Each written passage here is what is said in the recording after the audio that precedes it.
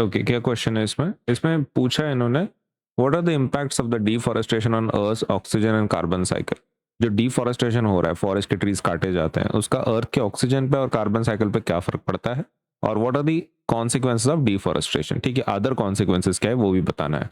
तो oxygen cycle के ऊपर क्या फर्क पड़ रहा है वो बताना है, कार्बन साइकिल के ऊपर क्या फर्क पड़ रहा है वो बताना है, और फिर डिफॉरेस्टेशन से क्या हो रहा है वो भी बताना है। तो ठीक है, देखो सिंपल चीज, एक एक चीज हम डिस्कस करते हैं। सबसे पहला, ऑक्सीजन साइकिल के ऊपर क्या फर्क पड़ने वाला है। तो देखो, ऑक्सीजन आपका किसकी वजह से बनता है? ट्री की वजह से। ट्री क्या करता है? फोटोसिंथेसिस करता है।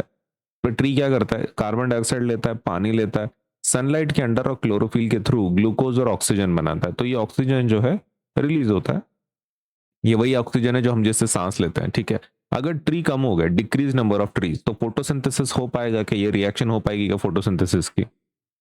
तो नहीं हो पाएगी, right. Decrease number of trees performing photosynthesis. तो अगर ट्री कम हो गए तो फोटोसिंथेसिस कम हो जाएगा। अगर फोटोसिंथेसिस कम हो गया तो ऑक्सीजन होगा कि तैयार नहीं होगा।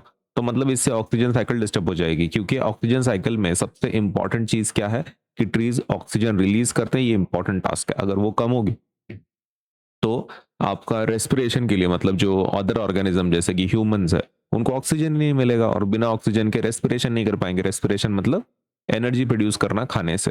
तो खाने से एनर्जी प्रोड्यूस नहीं कर पा रहे हैं क्योंकि ऑक्सीजन ही नहीं है। ये प्रोसेस के लिए, फूड टू एनर्जी के लिए क्या जरूरी होता है? ऑक्सीजन जरूरी होता है। और ऑक्सीजन ही कम है तो लाइक ऑक्सीजन साइकिल पूरी तरीके से डिस्टर्ब हो जाएगी। रही बात कार्बन साइकिल की, अब कार्बन साइकिल में कैसा होता है कि कार्बन डाइऑक्साइड रिलीज होता है आपके फैक्ट्रीज से, है ना। लेकिन कैसा होता है कि ये जो ट्रीज होते हैं इनको CO2 की जरूरत पड़ती है फोटोसिंथेसिस के लिए। तो वो CO2 को क्या करते हैं? एब्जॉर्ब कर लेते हैं। Trees are able to absorb carbon dioxide, इसलिए उसको अपन बोलते हैं कार्बन सिंक्स बोलते हैं उसको। कार्बन सिंक्स का मतलब होता है कि कार्बन स्टोर किया जाता है। सिंक मतलब क्या? स्टोर किया जाता है ट्री के अंदर। ट्री उसको खींच लेता है, किसको? CO2 को। अगर अब ट्री गायब हो गए तो क्या हो जाएगा? CO2 खींचने वाले प्लांट्स कम हो गए, करेक्ट। तो ये पूरा CO2 कहाँ रहेगा? एटमॉस्फेयर में रहेगा। एटमॉस्फेयर का CO2 बढ़ेगा, जिससे कि ग्लोबल वार्मिंग बढ़ सकती है ना। ग्लोबल वार्मिंग अगर बढ़ी तो फिर अलग उसके नुकसान है ना। फिर तो बहुत ही इशू है। ग्लोबल वार्मिंग के तो आपको पता है अलग अलग क्या क्या प्रॉब्लम्स है। तो कार्बन साइकिल पूरी तरीके से डिस्टर्ब हो रही है यहाँ पे, क्योंकि एटमॉस्फेरिक CO2 बढ़ रहा है। इससे तो पानी भी एसिडिक हो जाएगा, क्योंकि एटमॉस्फेयर में जब CO2 बढ़ता है तब जब बारिश गिरती है, वो किसकी बारिश होती है? H2CO3 की, कार्बनिक एसिड की बारिश होती है। तो CO2 अगर एटमॉस्फेयर में बढ़ गया तो क्या होगा? एसिड रेन होगा।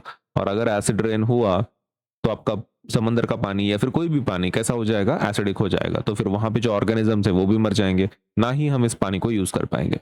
तो ऑक्सीजन साइकिल डिस्टर्ब हो रही है, कार्बन साइकिल डिस्टर्ब हो रही है। इसके अलावा आपको तो बोला मैंने, ये ग्लोबल वार्मिंग को लीड कर सकता है, राइट, क्योंकि CO2 कैसी गैस है? ग्रीन हाउस गैस है।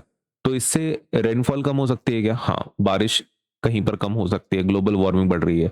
एल्बिडो चेंज हो सकता है। एल्बिडो है ना, मतलब जो सरफेस जितना सोलर एनर्जी को ये कर रहा है, एब्जॉर्ब कर रहा है, वो चेंज हो सकता है। इंक्रीज सॉइल इरोजन, इरोजन काफी बढ़ेगा सॉइल का, क्योंकि पानी कुछ जगह पे इतना ज्यादा आएगा। कुछ जगह पे बारिश कम होगी, लेकिन कुछ जगह पे पानी इतना ज्यादा होगा कि सब पानी किधर जा रहा है? समंदर में जा रहा है, वो भी सॉइल को लेके।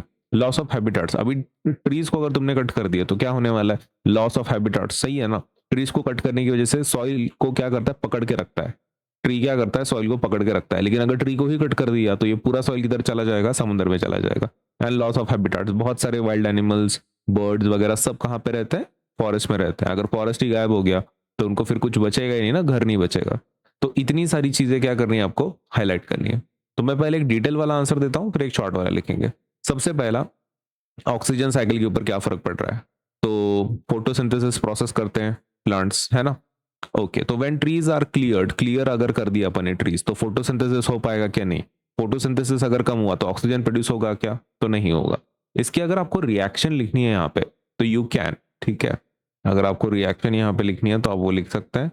CO2 प्लस क्या रहता है? प्लस H2O रहता है। और ये सब किसके अंडर किया जाता है? This is done under sunlight, sunlight के अंडर किया जाता है ये चीज। और ये करने के बाद क्या मिलता है आपको? What you get is glucose. और जो दूसरी चीज आपको मिलती है वो है ऑक्सीजन, O2। तो ये सिचुएशन है, ठीक है। This is what you suppose call photosynthesis reaction, जिसमें ऑक्सीजन रिलीज हो रहा है। तो ये ऑक्सीजन ही कम हो जाएगा ना। अगर आपका ट्री कट हो गया तो ऑक्सीजन रिलीज नहीं होगा, ऑक्सीजन रिलीज नहीं होगा तो सभी ऑर्गेनिज्म को प्रॉब्लम होगा, क्योंकि पूरी ऑक्सीजन साइकिल डिस्टर्ब हो रही है, बहुत से ऑर्गेनिज्म रेस्पिरेशन नहीं कर पाएंगे। ये आपको पहला पार्ट है। दूसरा पार्ट है कार्बन साइकिल का, है ना। अब कार्बन साइकिल पे क्या डिस्टर्ब हो रहा है, देखो ट्री क्या करते हैं, CO2 को एब्जॉर्ब करते हैं। ये पॉइंट आपको हाईलाइट करना है। फोटोसिंथेसिस के वक्त उनको CO2 की आवश्यकता होती है, तो CO2 को एब्जॉर्ब कर लेते हो। अगर ट्री को कट कर दिया तुमने, तो क्या CO2 को एब्जॉर्ब करने वाले प्लांट्स रहेंगे वहां पे? तो नहीं रहेंगे। तो ट्री कट, CO2 एब्जॉर्ब करने वाले कट, तो फिर क्या हो जाएगा, आपका जो पूरा सिचुएशन है वहां का फॉरेस्ट का, वो पूरा खराब हो जाएगा। Reduced capacity of the forest to store carbon. तो कार्बन CO2 एटमॉस्फेयर में CO2 काफी बढ़ जाएगा, और एटमॉस्फेयर में CO2 अगर बढ़ा तो फिर तो global warming, green house gas वगैरह वो सब इश्यूज होने वाले हैं। अब दूसरे कॉन्सिक्वेंसेस क्या है डिफॉरेस्टेशन के? रिड्यूस रेनफॉल, है ना। चेंज इन अल्बिडो, अल्बिडो मतलब क्या, कितना सोलर रेडिएशन एब्जॉर्ब कर रहा है। ट्रीज रिमूव करने से क्या हो जाता है, सरफेस ओपन हो जाता है, खुला हो जाता है, बराबर है। Now changing how much solar radiation is reflected और एब्जॉर्ब, अब कितना एब्जॉर्ब होगा, रिफ्लेक्ट होगा, ये भी चेंज होगा, क्योंकि ट्रीज की वजह से आपका पूरा जमीन ढका हुआ रहता है। अब अगर ट्री नहीं है तो पूरा सरफेस क्या होगा, अभी गर्म होने के चांसेस है। Increased soil erosion, soil erosion बढ़ जाएगा, क्योंकि सॉइल को पकड़ने का काम कौन करता है, ये ट्रीज ही करता है। अगर ट्रीज ही निकाल दिए तो सॉइल इरोजन बढ़ेगा, right. Soil erosion increases without them, without them मतलब कौन, किसके बिना, ट्री के बिना। लॉस ऑफ हैबिटाट, अब ये फॉरेस्ट में बहुत सारे ऑर्गेनिजम्स वगैरह रहते हैं, तो उनका भी लॉस ऑफ हैबिटाट हो जाएगा। हैबिटाट मतलब उनका घर पूरा बर्बाद हो रहा है, तो वहां पे रहने के लिए उनके पास जगह नहीं है, तो स्पीशीज और मरना शुरू करेंगे। तो एक तो आप ये पूरा डिटेल में लिखो, ये पूरा ऑक्सीजन साइकिल, ये पूरा कार्बन साइकिल, और फिर अदर कॉन्सिक्वेंसेस। आपको एग्जाम के लिए मैंने ना एक शॉर्ट करके दिया है। ये पहला it's related to oxygen cycle, दूसरा is related to carbon cycle, और तीसरा है अदर कॉन्सिक्वेंसेस। तो ये शॉर्ट में लिखा है, अगर स्कूल के एग्जाम के लिए चाहिए तो this is what you right. इसको मैं टाइटल दे देता हूँ, इम्पैक्ट ऑन ऑक्सीजन साइकिल, और इसको मैं टाइटल देता हूँ इम्पैक्ट ऑन कार्बन साइकिल, और ये अदर कॉन्सिक्वेंसेस है ना, अदर कॉन्सिक्वेंसेस। हाँ, तो ये बाकी के अदर कॉन्सिक्वेंसेस क्या है वो। तो ये 3 पॉइंट्स आप आराम से लिखो, आपका कंप्लीट हो जाता है फिर आंसर।